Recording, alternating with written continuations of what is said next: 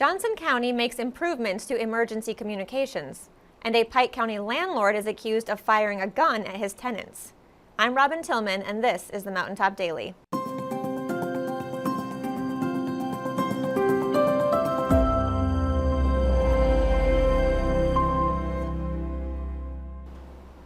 Johnson County has been upgrading its emergency communications system to improve their ability to reach first responders as quickly as possible. Sheldon spoke with the county judge to find out more.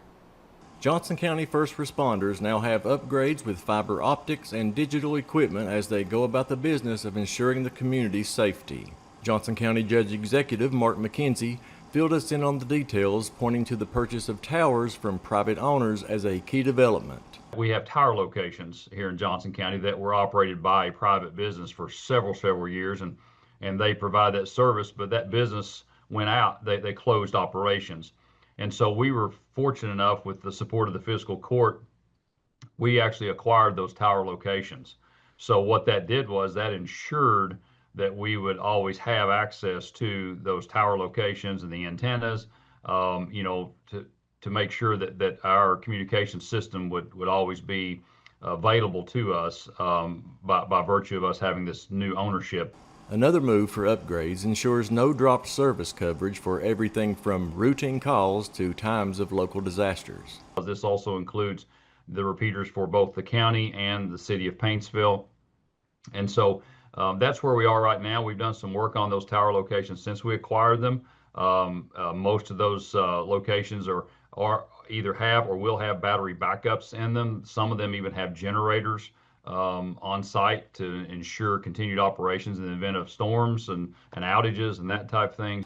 McKenzie said all the work from generous amounts of grant money is all aimed at one purpose: giving citizens the safest protection possible. We're really excited about the direction we're moving with all of our communication upgrades here in Johnson County to get not only to have our first responders have the best equipment available, but also to be able to serve our people the best they possibly can. Reporting for Mountaintop News, I'm Sheldon Compton. 2 people were arrested Tuesday evening after reports of gunfire in Phelps. Kentucky State Police responded to Widows Branch just before 6 p.m., where a man reported his landlord, 70-year-old Ralph Hamilton, who lives next door, was shooting at his home and had threatened to kill him and his dog. 4 people were inside the house at the time. The man said the dispute started over an eviction. Hamilton first denied any gunfire, then claimed the tenant may have fired the shots. Police noted Hamilton appeared intoxicated. Audio recorded by the tenant captured gunshots, and officers found multiple 9mm casings. A woman in Hamilton's home, 55-year-old Cammie Hamilton, claimed she heard nothing and didn't know anything about a gun, but police later found the weapon wrapped in a blanket where she said she'd been sleeping. Police also found meth and a pipe in the house. Ralph Hamilton faces multiple charges, including wanton endangerment and drug possession. Tammy Hamilton was charged with hindering prosecution and drug offenses. Coming up after the break, we are now a month away from the Cuffs and Hoses block party. We'll give you a preview of this year's event when the Mountaintop Daily continues. But first, sports and weather.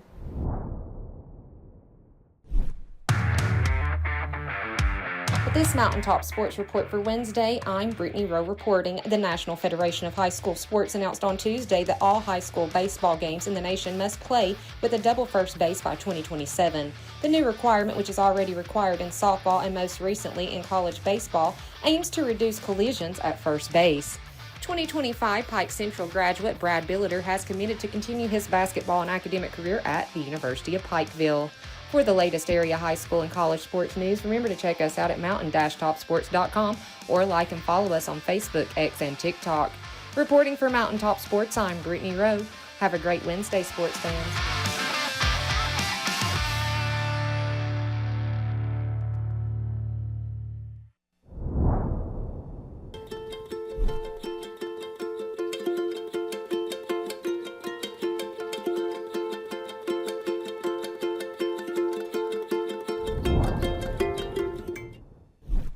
When the government took Social Security away from honest Eastern Kentuckians, Attorney Ned Pillersdorf got the hearings declared unconstitutional.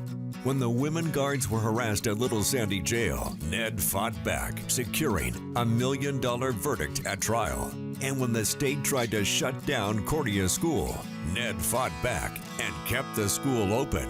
Attorney Ned Pillersdorf fights for the underdog, and he's ready to fight for you.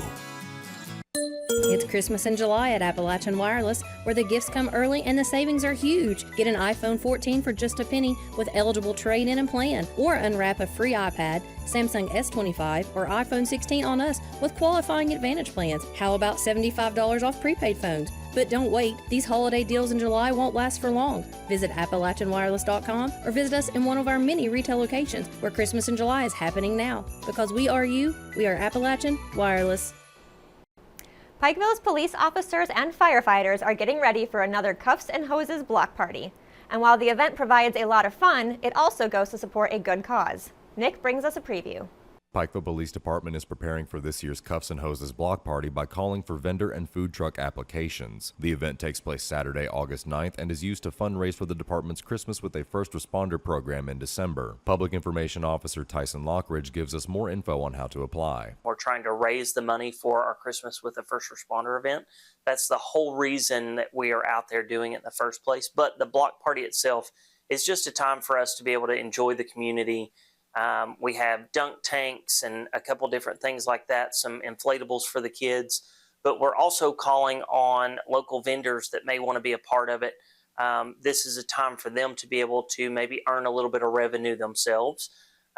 If they're looking at doing that, we've got a link to a form that they can sign up through our Facebook page, and the prices on those are pretty minimal. I believe for a food truck, it's right at $100. And then for smaller vendors, let's say it's a craft or something like that, it's $50 or less. So we don't charge an arm and a leg for it. What we're doing is we're just doing that as kind of a donation to the cause. So that money will go back into our Christmas with the First Responder. The block party is just one way officers can interact with the public in a low-stress environment. It all leads up to the 5K and 10K runs at the end of the evening. We'll have the 5K, 10K that starts that evening, and that's where the band will be playing and everybody goes out and is doing the run, and as they come back in, it's kind of the celebration at the end of the evening, wrapping up with the music and awards and doing all of it kind of wrapping up together in the evening. Maybe you're not a runner. Let's say that you are just looking for a way to give back or anything.